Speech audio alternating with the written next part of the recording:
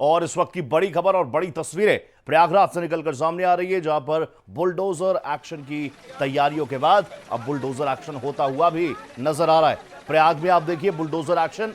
इससे पहले ही भारत एक्सप्रेस आपको बता चुका था कि पीडीए पूरी तैयारी कर चुका है। उन संपत्तियों को, उन प्रॉपर्टीज को चिन्हित किया जा चुका है जिनको ढहाया जाएगा। उमेश पाल हत्याकांड को लेकर लगातार जहां पुलिस प्रशासन छानबीन में जुटा हुआ है, जगह जगह दबिश दी जा रही है। और इस बीच उन गुर्गों का, उन समर्थकों के घरों को चिन्हित किया गया, उनकी प्रॉपर्टीज को चिन्हित किया गया। और एक बार फिर से प्रयाग की सड़कों पर बाबा के बुलडोजर उतरे। और अब आप देखिए बुलडोजर एक्शन होता हुआ। ये तस्वीरें भारत एक्सप्रेस आपके सामने रख रहा है।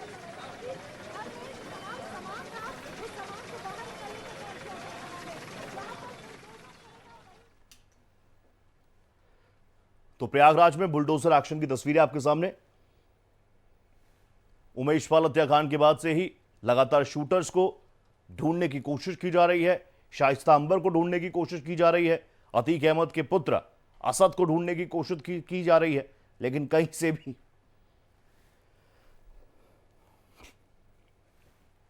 जब कोई एक्शन नहीं, तो अब आप देखेंगे सड़कों पर उतर चुके योगी के बुलडोजर।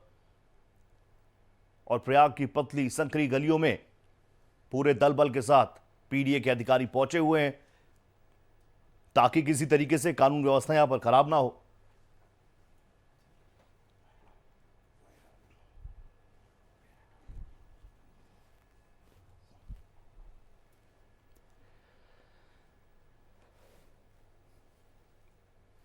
तो प्रयागराज की तस्वीरें हम आपको दिखा रहे हैं। उमेश पाल हत्याकांड के बाद से ही सदन में खड़े होकर जब योगी आदित्यनाथ ये कहते हैं कि माफियाओं को मिट्टी में मिला देंगे, और अभी तक आप देखिए शूटर्स की दबिश धरपकड़ के लिए अभियान जारी है। अभिषेक हमारे साथ जुड़ चुका है। अभिषेक, तस्वीरें हम देख पा रहे हैं एक बार फिर से प्रयाग की सकरी गलियों में योगी आदित्यनाथ के बुलडोजर घूमते हुए नजर आ रहे हैं। जी बिल्कुल रोहित, मैं बताना चाहूंगा कि पीडीए ने पहले ही ये संकेत दे दिए थे कि सोमवार और मंगलवार से एक बार फिर से पीडीए जो है वो नकेल कसेगा तमाम अपराधियों पर। जितने भी पेशेवर अपराधी हैं और जो अभी की कार्रवाई की जा रही है वो इस जो घटनाक्रम में शामिल है, सीधे तौर पर गुलाम उसके घर पर की जा रही है। ये वही शातिर अपराधी है जिसने उमेश पाल हत्याकांड में ताबड़तोड़ 8 से 10 राउंड गोलियां भी चलाई थी। साफ तौर पर हम इसको देख सकते हैं। और उसका ये जो मकान है उसको अब धाराशाही किया जा रहा है। अभिषेक, अभी तक, क्योंकि इससे पहले भी हमने 3 से 4 बार ऐसी तस्वीरें देखी जब बुलडोजर एक्शन में नजर आया, लेकिन उसके बाद भी अब तक पुलिस प्रशासन के हाथ तो खाली हैं। लेकिन आज पीडीए कितनी प्रॉपर्टीज को ध्वस्त करता हुआ नजर आएगा, इस बारे में क्या जानकारी? देखिए करीब 60 ऐसे स्पॉट पहले से ही पीडीए ने चिन्हित कर रखे हैं और तमाम जो कागजात हैं उनको खंगाला जा चुका है। और उनमें से ही जितने भी पेशेवर अपराधी हैं जिनका क्रिमिनल रिकॉर्ड है, जो लंबे समय से, लंबे अरसे से अपराध में शामिल हैं, चाहे वो अतीक गैंग के गुर्गे हों या फिर ना हो, उन तमाम घरों पर कार्रवाई की जाएगी। और इसी क्रम में आज की बात की जाए, हमने पहले भी देखा था कि सफदर अली के घर पर कार्रवाई की गई। इसके अलावा मसूकुद्दीन के घर पे की गई, अब्दुल कबी के घर पे की गई। तो ये तमाम ऐसे घटनाक्रम प्रयागराज में लगातार पिछले 3-4 सालों से देखने को मिल रहे हैं, खासतौर पर माफियाओं के खिलाफ। और जिस हिसाब से सरेराह उमेश पाल हत्याकांड को अंजाम दिया गया था, निश्चित तौर पर सरकार को और कानून प्रशासन को खुले तौर पर चुनौती दी गई थी। वो भी जो कि हजारों किलोमीटर दूर एक जेल में बंद है मास्टरमाइंड अतीक अहमद के तौर पर ये खुली चुनौती दी गई थी। और हालांकि उसने ये भी कहा है कि बाद में ऐसी खबरें आ रही थी कि गलत समय पर इस पूरे हत्याकांड और हमले को अंजाम दिया गया। लेकिन उसके हिसाब से जब सदन में योगी आदित्यनाथ गरजते हुए नजर आए, उन्होंने कहा तमाम माफियाओं को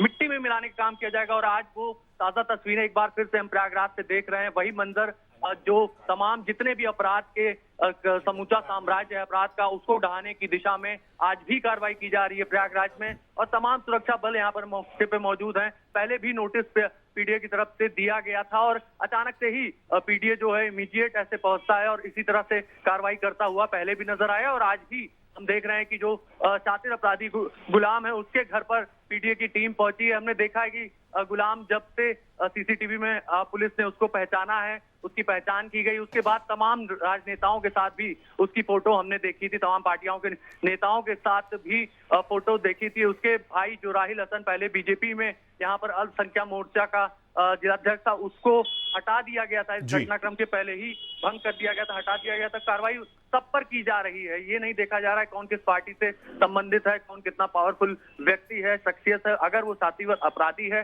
पेशेवर अपराध में शामिल है, तो कार्रवाई की जा रही है। रोहित, अभिषेक, मुझे एक बात बताइए, देखिए उमेश पाल हत्याकांड के बाद योगी आदित्यनाथ काफी आक्रोशित, काफी उद्वेलित वो नजर आए, और कहीं ना कहीं अगर सूबे में कानून व्यवस्था को बरकरार रखना है, जो कि उनकी जिम्मेदारी है, जिस चीज के लिए उन्होंने शपथ ली है, वो एक्शन करेंगे। लेकिन पीडीए यहां पर जैसे किसी का घर ढहा रही है, दुकान ढहा रही है, ये कौन से नियम और कानून के तहत हो रहा है? क्योंकि इस तरह की कार्रवाई के बाद अमूमन हमने देखा है कि कई गैंगस्टर्स, कई माफिया, उनके परिजन हाई कोर्ट का रुख करते हैं, कोर्ट का रुख करते हैं और कहते हैं कि हमने तो बिल्कुल ईमानदारी से अपने घर को बनाया था, और योगी सरकार ने देखिए बुलडोजर एक्शन करके सिर्फ कुछ तालियों के लिए, कुछ वाहवाही के लिए हमारा पूरे आशियाने को उजाड़ दिया। देखिए जाहिर तौर पर चाहे पीडीए हो या फिर कानून हो, कोई भी अगर किसी इस तरह की गतिविधि करेगा, अवैध रूप से जमीन बनाएगा, तो उसके खिलाफ कार्रवाई की जाएगी। और पूरा जब पुख्ता एविडेंस सबूत होता है, तभी इस तरह की एक्शन को, कार्रवाई को अंजाम दिया जाता है। और ये भी ध्यान रखा जाता है कि लॉ एंड ऑर्डर पूरी तरह से मेंटेन भी रहे।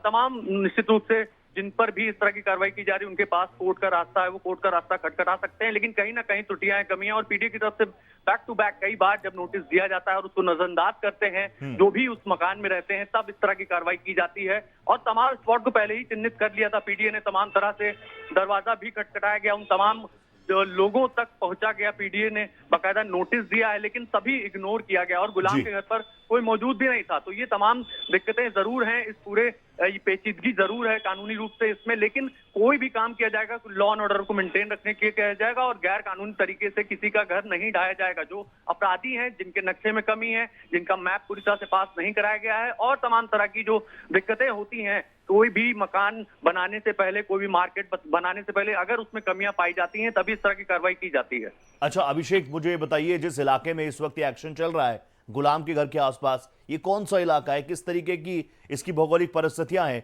और बड़ी संख्या में दलबल के साथ भी पीडीए के अधिकारी पहुंचे हैं कि अगर हम इस कार्रवाई को अंजाम दें तो किसी तरीके से कोई दिक्कत ना हो, व्यवधान पैदा ना हो, इसलिए बड़ी फोर्सेस का डिप्लॉयमेंट भी मौके पर। इलाका कैसा है ये? जाहिर तौर पर देखिए, ये जो है साफ तौर पर गंगा किनारे का इलाका है, रसूलाबाद इस एरिया को कहा जाता है, और रसूलाबाद के पास तमाम घनी आबादी है, क्योंकि पानी के किनारे प्राचीन काल से ही लोग रहते हैं, और ये प्रयागराज एक प्राचीन नगरी है, और प्राचीन नगरी होने के नाते रसूलाबाद काफी सालों से पहले से ही बसा है यहाँ पर। और जब यहाँ पर आज पीडीए की टीम पहुंचती है और रैपिड एक्शन फोर्स, तमाम जो भी जिला प्रशासन के अधिकारी पहुंचते हैं और यहाँ पर कार्रवाई करने के लिए कहते हैं, तो जाहिर तौर पर जो लोग थे वो एक तरह से हड़कंप मच गया, आसपास के लोगों में हड़कंप मच गया कि अगला नंबर किसका आ सकता है। लेकिन बड़ी बात यह है कि जाहिर तौर पर गुलाम को पहले और उनके घर वालों को पहले चेतावनी दी गई थी, नोटिस दिया गया था, और उसके बाद आज इस तरह की कार्रवाई की जा रही है। लेकिन हाँ, इतना जरूर है कि लोगों में जरूर दहशत है, जो भी अपराध में शामिल है, इस हत्याकांड में शामिल है, और उनके रिश्तेदारों में भी हड़कंप है। यही वजह है कि वो तमाम रास्ते भी पहले भी खटखटा रहे हैं, चाहे जिला न्यायालय से लेकर के सुप्रीम कोर्ट तक की बात की जाए, अपने अपने जो भी रास्ते हैं बचाव के, वो किए जा रहे हैं। लेकिन इस तरह की कार्रवाई करने से योगी सरकार नहीं हिचक रही और लगातार माफियाओं को मिट्टी मिलाने का काम किया जा रहा है। अभिषेक, आपने जिक्र किया दहशत का, कि माफियाओं में दहशत है, गैंगस्टर्स में दहशत है, सुनने में, देखने में और कहीं ना कहीं बड़े परिप्रेक्ष्य में ये बातें बिल्कुल साफ भी लगती है। लेकिन क्या वाकई माफियाओं में डर है? क्योंकि आप देखिए, इतने लंबे वक्त से अतीक अहमद अंदर, लेकिन अब पुलिस बिल्कुल छकी हुई है, धूल फाक रही है। एसटीएफ 700 से अधिक जगहों पर छापेमारी कर चुकी है, लेकिन अब तक कुछ हाथ नहीं लगा। यानी जेल के अंदर रहकर भी अतीक अहमद का इतना मजबूत नेक्सस कि पुलिस प्रशासन, इंटेलिजेंस, सबके पसीने छूट गए। बिल्कुल ठीक फरमाया रोहित आपने। आप सोचिए कि 80 के दशक से, 90 के दशक से और पिछले करीब 20-30 सालों से जिसका आतंक रहा हो, जिसने पूरे यूपी में अपना बोलबाला और बाहुबली के तौर पर, गैंगस्टर के तौर पर, माफिया के तौर पर अपनी छाप छोड़ी। एक तरह से पूर्वांचल का इससे बड़ा माफिया कोई नहीं था। मुख्तार अंसारी से लेकर के तमाम लोग जो भी बड़े गैंगस्टर और माफिया थे, ये अतीक के नाम से भी थर्राते थे, एक तरह से कहा जाए। बड़े बड़े नेताओं में इनकी पैठ थी और पेशेवर अपराधी थे, क्योंकि प्रोफेशनल तरीका जानते हैं, पूरा मोडस ऑपरेंडी इनको पता होता है, कैसे अपराध करना है, अपराध के बाद कैसे छिपना है, भागना है। पुलिस की तमाम सर्विलांस टीम, मुखबिर से लेकर के जितने भी जमीनी सोर्सेज होते हैं, ये भी इनके संपर्क में रहते हैं। इनको अच्छी तरह से पता है कि पुलिस कहाँ दबिश देगी, कहाँ जाएगी, कहाँ छापेमारी करेगी। और यही वजह है कि लगातार पूरे पेशेवर अंदाज में अभी तक अपराधियों की धरपकड़ नहीं की जा चुकी है। और आप सोचिए कि पुलिस ने तमाम हथकंडे भी अपनाए, रिश्तेदारों से लेकर तमाम जगह पूछताछ की, छापेमारी की।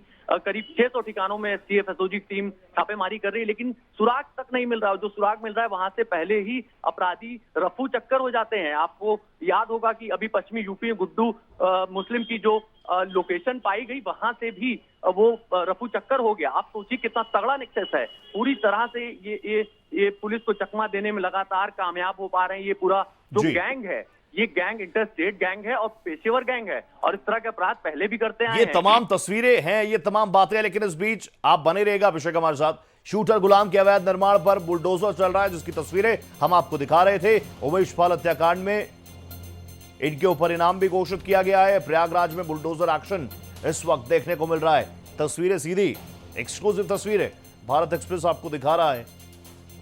मकसद यही कि उत्तर प्रदेश के अंदर, देश के अंदर जो माफिया हैं वो समझ लें कि आप अंजाम दे देंगे किसी भी हत्याकांड को, और उसके बाद आप सोचे कि आप सिर्फ पुलिस को छकाते रहेंगे, आपके खिलाफ कोई कार्रवाई नहीं होगी। अगर आप हाथ नहीं आएंगे तो बुलडोजर भी तैयार है, एक्शन वो भी तैयार है।